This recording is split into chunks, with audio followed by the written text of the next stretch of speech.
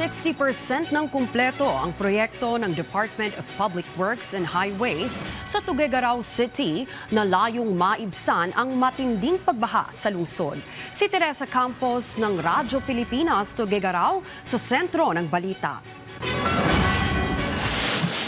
Ganyan ang inabot ng buong Tuguegarao City ng Manalasa ang bagyong Ulysses noong 2020. Isa sa mga nakadagdag sa matinding pagbaha noon sa lungsod ay ang pagkipot at siltation o pagkababaw ng Pinakanawan Cagayan River Confluence.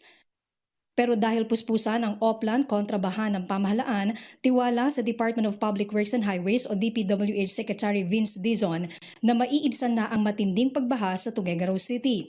Nasa 60% na rin kasi ang accomplishment ng DPWH sa OKB projects gaya ng dredging sa ilog at clearing operations sa mga creek.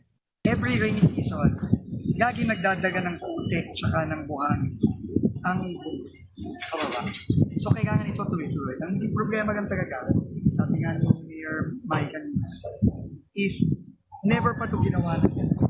Kaya yung taong ng bagsak ang putik tsaka ang ano ito, ngayon lang natin nag-iinis. Paglilinaw pa ni Secretary Dizon, hindi 100% na mawawala ang pagbaha sa lungsod dahil catch basin ito ng mga lalawigan na Isabela, Quirino at Nueva Vizcaya. Gayunman, bibilis na raw ang paghupa ng baha rito sa tulong ng OKB projects dahil magiging maayos na ang daluyan ng tubig. Lubos naman ang pasasalamat ng Tuguegarao City LGU sa DPWH dahil isa ang lungsod sa mga naging sentro ng OKB program ng administrasyon ni Pangulong Ferdinand Marcos Jr. First time in the history of Tuguegarao City that such a huge project is being undertaken for the welfare of our people. So nagpapasalamat po kami, again, President Bongbong Marcos. You have felt the need of Tuguegaraoeños and Tugueanos, and you have taken the lead and the action to make sure na talaga pong kahit papano hindi man mawala ang baha because that is nature, no?